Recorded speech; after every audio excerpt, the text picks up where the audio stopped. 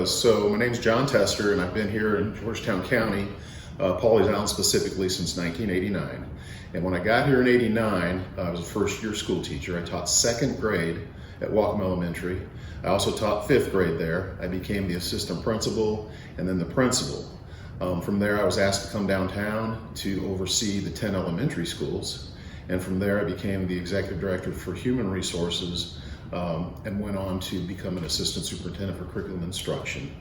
During all those 32 years of my career, I've had many, many great experiences. I've had my hand in every aspect of the school district that exists, and I just really enjoyed working there and would like to come back and contribute if possible. What are some things that really need to be worked on and improved within the district? Well, so I'm basing this on what I'm reading and what I'm hearing, especially this forum that we just had Saturday. Some things came to light, but I would preface my answer by saying this. Because I've been in the district, I'm well connected, not just at Wacom, but throughout the county. And so I have an advantage in that I already have connections with people throughout the county and also at the district level that I could easily begin working with again as a board member. Now, one of the major concerns that I've been hearing is what people perceive to be the lack of transparency with information. They feel like decisions are being made without the general public's knowledge of what these decisions are about and what the rationale is behind the decision making. So, anytime people feel like they don't have the necessary information, or if they truly don't, it's difficult for them to support certain ideas and certain actions. But do you feel there's a lack of transparency? I know that through my experience, it can always be done better. At the forum Saturday, I made some suggestions that I thought would be fruitful as far as getting information out there, more regular updates from the board to the public. And there's an avenue in which they could do that. They have a public information officer who can round up the information and disseminate it in a lot of different ways, especially with technology today. The board packet that they get at each meeting, if you attend a meeting, there's a table on the back wall that has all that documentation that the public can have. But unlike Georgetown City Council, Georgetown County Council, and other government bodies, the school district does not put that information online. Correct, and that's another... Why? I'm not sure why they don't. But as I was thinking about the concerns that I was hearing on Saturday, and even before that, I was thinking, obviously, everybody goes online. Everybody's online looking at information and trying to discover things. That's a question that I would have to ask Scott, because it surprises me that that is the case. Now, you can show up to a board meeting, like you said, and you can receive a packet. But even with that packet, I see confusion sometimes with people pertaining to the information that's being discussed between the board and district staff. And some people just aren't clear on what the discussion's actually about. Now, Superintendent Dr. Giles was the assistant superintendent when you retired. What's your relationship with her? Do you have a good working relationship with her? I would say so. So I've known Dr. Giles for many years. I was her supervisor in different capacities, especially when I oversaw the elementary schools. She was a principal at one of our schools. I've always had close relationships with the principals, and then as she moved through, matriculated up the ladder at the district, we shared a lot of time at the Beck Center together at the administrative building. We worked on a lot of many different things, especially during the COVID times, where we had serious challenges, and she was part of my team. And we worked closely together in making plans to try to overcome all the setbacks that were happening during COVID. So she and I spent a lot of time working together and as part of many different teams. And I feel like if I was to be on the board, my relationship with her would be an asset as far as our past relationships and just kind of already knowing each other. Now, one of the things that came up during the forum on Saturday and people asked about was about curriculum. As far as local school boards, how much say-so do they have in what curriculum is taught in the classroom? Well, I think probably the most power that they have there, if I'm not mistaken, would simply be to ask the questions about what is our curriculum, why is it our curriculum, how did we arrive at this? One of the discussions that we had at the forum was the fact that, these are state standards. These are put together at the state level by committees that should include representatives from every school district. including curriculum specialists and school teachers and school administration. And I made a suggestion, and I don't know if it's happening, but perhaps board members could be involved in the process of determining curriculum. But that has changed a lot over the years. I remember back when I first started covering school board 3 decades ago, there was a lot of talk about books in the class, which textbooks would be in the classroom, all this stuff. They don't do that anymore because that power has been taken from them. Right, and there's a lot of frustration there, I believe. I can remember when it was common for us to have textbook caravans. You may have been a part of that, witnessed it, where we would have committees that would go to the state level with teachers and educators from around the state, and we would start to preview different books depending on whether it would be language arts, math, science, social studies, depending on the discipline. We'd have an opportunity to put teams together to look over what's available to us and make decisions and bring them back to our district. So basically, I'm just trying to get at, if someone has a concern about, Johnny's textbook that they don't like, they need to take that to the state level. Because you guys don't Well, let's say it's a parent, for example. I mean, there's a way to do this, I think, that would be most effective. And you can go directly to the state level. Any parent has the right to do that if they have the right connections to know who to speak to. But those concerns should be addressed at the school first. Okay. And then I would think it's the role of the administration at that school to talk to folks downtown that are responsible for curriculum instruction and tell them, this is what we're hearing and these are the concerns. Let's all discuss it and get back to this concerned party to tell them what we plan to do with it or if we can do anything with it at the time. What other concerns are you hearing since you announced you're running again from the public? What are they saying? So you need to work on this. Yeah, there's been this stir about school safety. I'm a little bit puzzled by it, to be honest with you, simply because I was there for years when I watched the level of security in our schools and on our campuses increase beyond belief. And I was watching, I named Alan Walters because he was the primary guy in there putting together a team. He has so much background, knowledge, and experience. The training that he provides and that his people provide and the knowledge that they put out there, the hardening of the schools, all the different safety features that are now in place. Again, I would have to start visiting and looking, but that's one of the concerns that I'm hearing that just makes me curious. I mean, we haven't had any, thank God, shootings, things like that we've had in other school districts. So, I mean, what do you think? The concern is why people.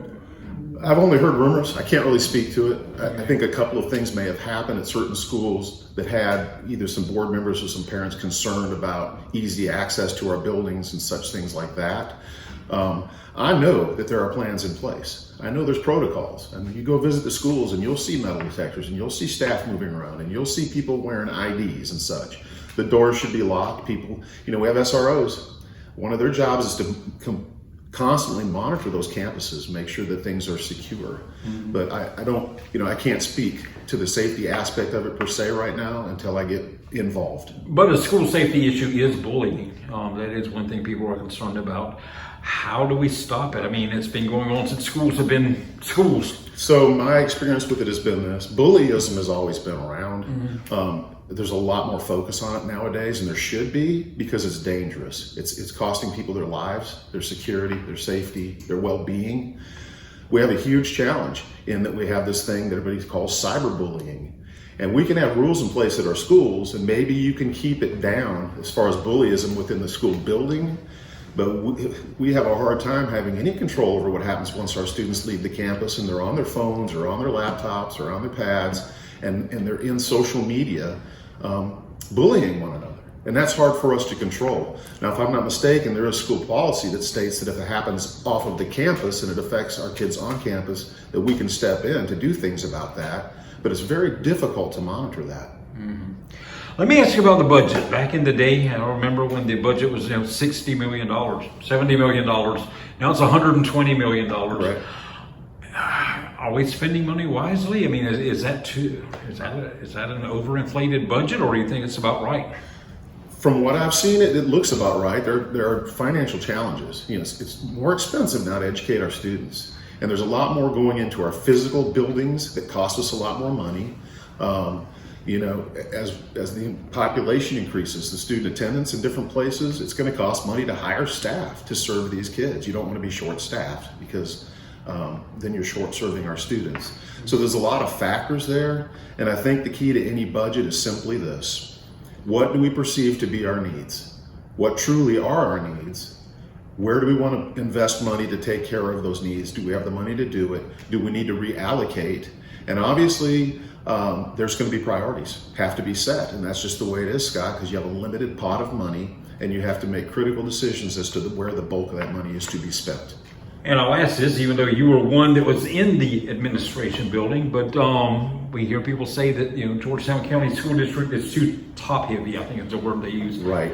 What do you say to that? I say that needs to be looked at. I think that annually, I mean, as we get ready to issue contracts, and obviously the board's responsibility is to approve these contracts that are recommended. That's their responsibility. But I think all of the positions should be dissected. And I think that there's a way to do that where you present to the public and to the board, these are the positions at such and such school, or in such and such department, or downtown that we need, and here's why. And do we really need it? I'm being honest with you when I say to you that there are school teachers that I've spoken with most recently that have said people at the district level that supposedly have a job to come in and assist us in our schools, we don't know what they do. We're not sure why they're here. And if you leave those kind of question marks out there, it's not effective. And it makes people complain about how the money's being spent and the term top heavy at the district level. Mm-hmm. Now, one thing we've seen over the years, you know, is a lot of times when a principal needs to be moved out of a school for some reason, yes, they end up at the district office. It seemed like maybe even with a job that was created. I mean, do you think that is something that has been going on? It's been a perception for a long time. Mm-hmm. I think that people really, especially people who experienced an administrator, that they didn't agree with their tactics or their philosophies or the way they ran a school, and they felt like that person should be eliminated.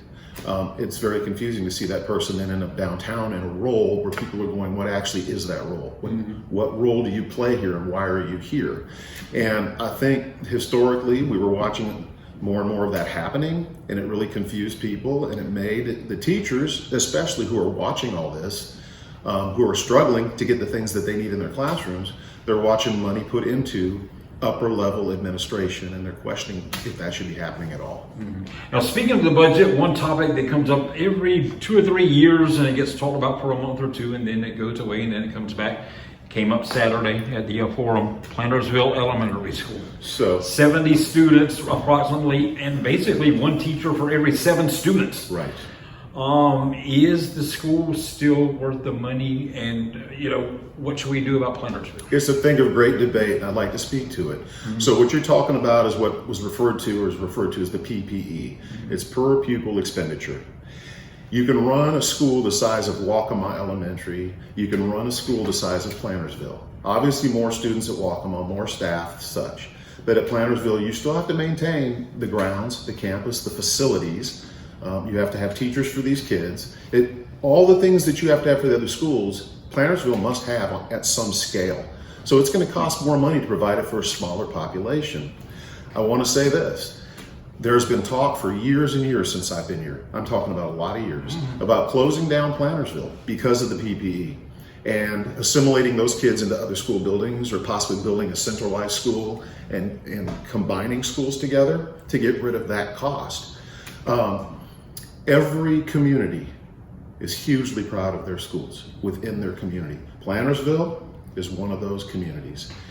When the discussions come up about the possibilities, just the possibilities of closing those schools, that community comes out of the woodwork to come and say, that is the hub of our community. Things happen there that are beyond just school. It's important to us. Why would you shut us down? So I'm not saying you shouldn't. I'm saying there's going to be a lot of deliberation, and you have to be able to prove to people, if you make that decision, why it's the right decision and how you're going to take care of those kids that were in that school. But if it is fiscally not sound to run that school, it has to be looked at, and that's one of the jobs of the district staff and the school board together to make that decision, an important decision about expenditures. But do you have a personal feeling on what should happen? I don't have a personal opinion per se. I'd rather have a professional opinion as a board member if I reach that level. to determine what I just said. Let's analyze it and see, is this really worth it to us? All the factors, not just money, but all the other factors that are involved in closing down a community school that's been there, that's been an icon in that place forever.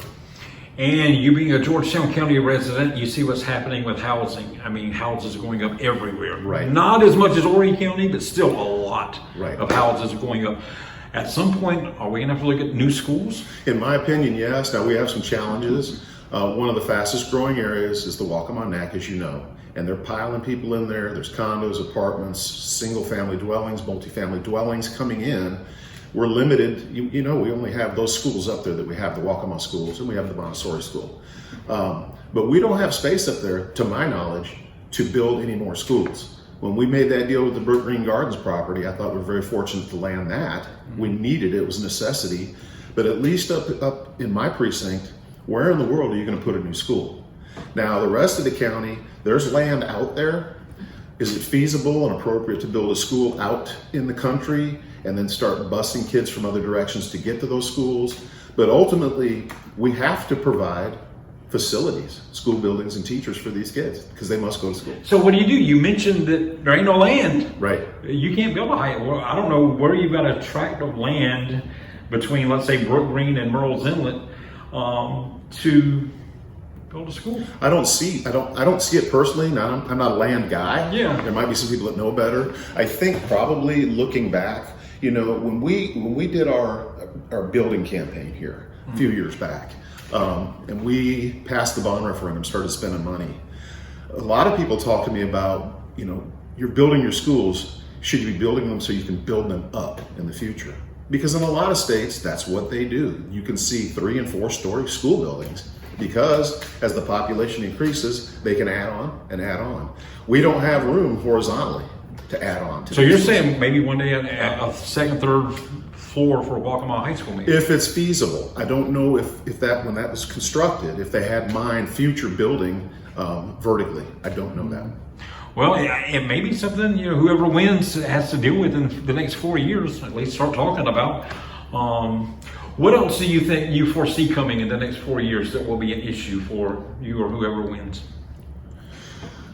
Oh, I think the biggest issue is going to be, and I say a lot, it's finances. It's funding.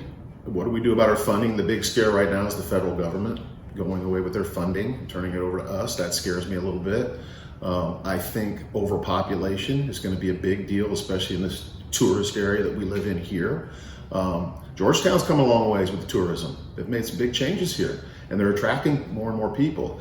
We're going to have a hard time dealing with facilities for our students. That's going to be a problem.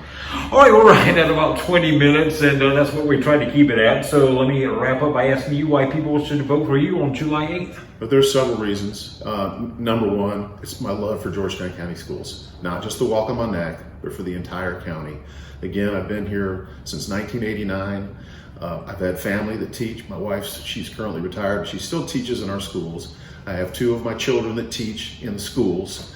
I have grandchildren that are going to come through the schools. And so I have a vested interest family-wise in what happens there with my family.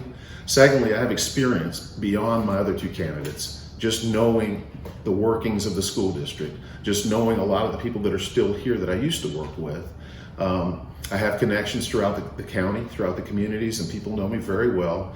I'm very approachable, and I'm open to any suggestions. I'm open to comments. I'm open to constructive criticism, and I just want to be here to help and assist. And I think I could be good for a lot of different reasons for that.